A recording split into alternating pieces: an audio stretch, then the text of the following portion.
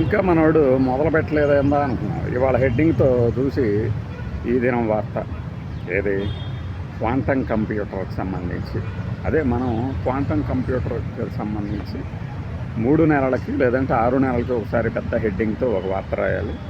మధ్య మధ్యలో బుల్లెట్ రైళ్ళు గురించి ప్రస్తావిస్తూ ఆనందంతో తొణికిసలాడుతూ ఉండాలి. మనం బడ్జెట్లో పెట్టిందో లేదో వెంటనే ఆనందంతో తొణికిసలాడుతూ పురివిప్పిన మయూరాల్లాగా డ్యాన్స్లు వేస్తున్నారు కదా ఆంధ్రప్రదేశ్ వాసులు.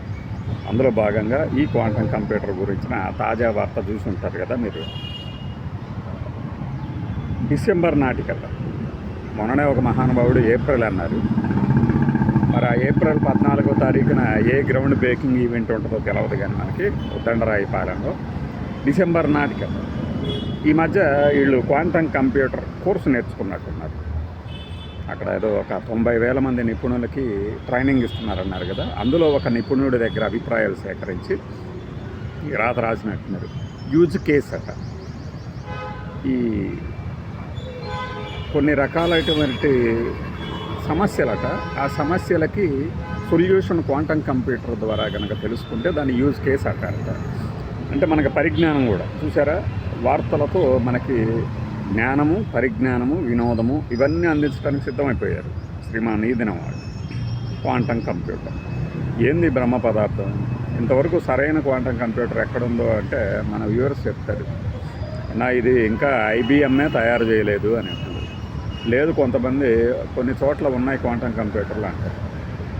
జస్ట్ లైక్ డేటా సెంటర్ లాగానే ఇది ఒక పెద్ద పబ్లిసిటీ ప్రహసనం లాగా ఉన్నది తప్పితే, ఇప్పుడు ఎన్ని రోజులు కాల్ చేసినటువంటి ఎంత సమయంలో ఎన్నిసార్లు 108 వచ్చింది, అసలు 108కి దీనికి సంబంధం ఏంటి, 108 వాహనానికి వచ్చింది ఈ డేటా అంతా ఇస్తేనట యూజ్ కేసు ద్వారా ఏదో ఇస్తుందట. ఎవరికైనా ఏమన్నా అర్థమైంది ఆ వార్త తాలూకు ప్రయోజనం ఏమన్నాయా అంటే భజన. మీకు తెలియని చాలా జరుగుతున్నాయి గురు, ఇక్కడ తెలుసుకోండి. అంతకుముందు సాఫ్ట్వేర్ కంపెనీల గురించి కూడా ఇలానే ఎగతాళి చేశారు అని ఒక బ్యాక్గ్రౌండ్ ప్రిపేర్ చేయడానికి డిసెంబర్లో అట. మనకి ఎప్పటి నుంచి వింటున్నాం ఈ వార్త? అసలు క్వాంటమ్ కంప్యూటర్ అంటే ఏంటి, దాంతో వచ్చే యూజులు ఏంటి అంటే ఒక్కడికి తెలియదు, తెలియకుండానే మాట్లాడేస్తాం. తెలియని దాని గురించి మాట్లాడకూడదు అంటే దాని గురించి మనకు తెలియదు కాబట్టి మనం మాట్లాడాలి. కానీ తెలిసినట్టు బిల్డప్లు ఇచ్చేవాళ్ళని ఏం చేయాలి? నీకు తెలియకపోతే ఎవరికి తెలియదా అంటాడు ఇంకొకటి. ఆ తెలిసిందేందో చెప్తే తెలుసుకుంటాం కదా. మనం ఊరికి పబ్లిసిటీ బూస్టప్లు ఇచ్చుకుంటూ 22 నెలలు గడిపాం. 22 నెలలు గడిపాం. ఏప్రిల్ 4వ తారీఖు అయిపోయింది మనం గెలిచేసి. దీనికి పోయి లెక్కలో తొక్కలో ఏం చూసుకోవాల్సిన అవసరమే లేదు. మనం ఇచ్చే ఈ ప్రచార హోరులో బంబార్డింగ్ చేసేద్దాం, మనం ఇక అన్ని పథకాల పేర్లు మార్చేద్దాం, బంబార్డింగ్ చేసేద్దాం అని అంతకుముందు నానా హడావిడి చేశారు కదా, గుర్తుండే ఉంటుంది ఎన్నికలకు ముందు. అది కాస్త వికటించింది. ఎన్టీఆర్ గారి పేరున ఉన్న పథకాలన్నీ తీసేయాలి, బంబార్డింగ్ చేసేద్దామని ఇంకో పత్రికాధిపతితో మన పార్టీ అధినేత గారు చేసిన సమావేశం అది లీక్ అయిన తీరు. అలానే data centre, quantum computer, future city, capital, ఈ 4 పదాలను పట్టేసేసుకొని మనం బంబార్డింగ్ చేసేస్తే జనాలకి పాపం కంసాల్లోకి ముద్ద దాని అంతటా అదే నడుచుకుంటూ వచ్చేస్తుంది. మరి ప్రతివాడు మాట్లాడేవాడే అంటారు, ప్రతివాడు కామెంట్ చేసేవాడే, ప్రతివాడు చెప్పేవాడే మనకి. కనీసం ఇదైనా అంటే ఏంటి?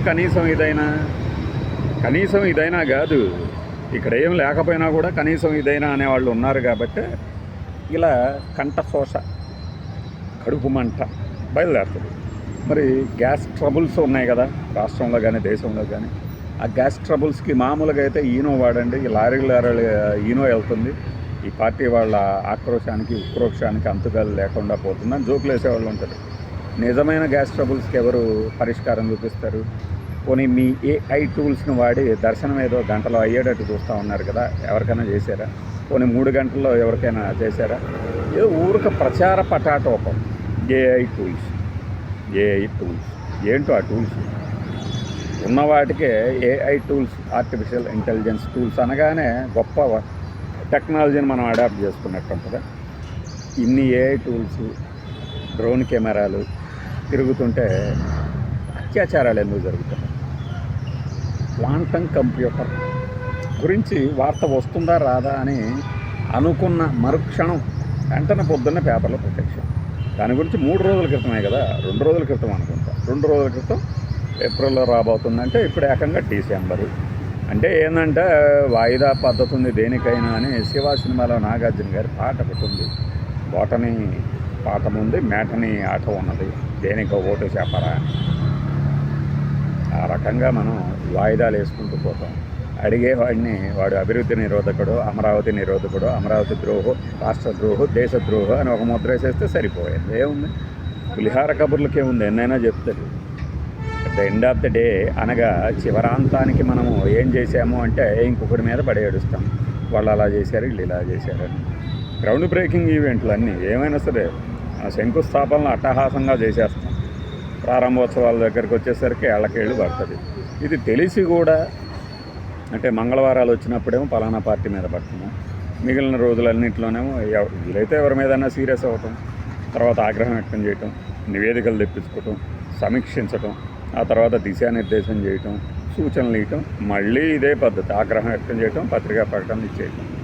ఇలాంటి క్వాంటమ్ కంప్యూటర్ల ప్రకటనలకి స్వస్తి ఎందుకు చెప్పరు అంటే మనకిచ్చే ప్రకటనలు ఉంటాయి. మనం పేపర్ ఓపెన్ చేయగానే శాశ్వత రాజధాని అమరావతి మనకి అంటూ పైన ఎక్కడో కనపడుతుంది అడ్వర్టైజ్మెంట్ అని, అది మనకే వస్తుంది. ఆ తర్వాత వెబ్ పేజ్ ఓపెన్ చేసిన ఇంటర్నెట్లో అయినా సరే ఈ యొక్క ఏది మనకి ఉంటాయి కదా ఈ పేపర్స్లో కూడా ఫస్ట్ అదే వస్తుంది. ఎందుకు వస్తుంది అంటే ఇదే మనం ఇలా రాద్దాం, ఇలా అందిపుచ్చుకున్నాం. దానికి మించి ఇంకేదైనా మీ దగ్గర ఈ వార్తకి సార్థకత ఉంది అంటే చెప్పండి. ఫస్ట్ పేజ్లో న్యూస్ ఉండాలంటారు, అంతేగాని ఎడిటోరియల్ కామెంట్స్ అంటే నీ అభిప్రాయాలు చెప్పాల్సిన అవసరం లేదు, మొత్తం మీద డబ్బులు ఇచ్చి చదువుతున్నారు కదా ఆ వార్తల కోసం అని చెప్పేసి. అయ్యేం పట్టావు కదా మనకి, నువ్వెవడివి అడగటానికి, నువ్వెవడివి అసలు మమ్మల్ని అడగటానికి, నిన్నెవడు కొనమన్నాయి, ఇవన్నీ ఉంటాయి చూద్దరు. కానీ అదంతా చదివి క్వాంటమ్ కంప్యూటర్ తాలూకు విశిష్టత ఇవన్నీ కూడా గ్రూప్ 1, గ్రూప్ 4, గ్రూప్ 3, గ్రూప్ 2 ఒకవేళ ఇస్తే నోటిఫికేషన్ వాటిలో కూడా క్వశ్చన్లకు ఆన్సర్లు అయితే గుర్తించండి.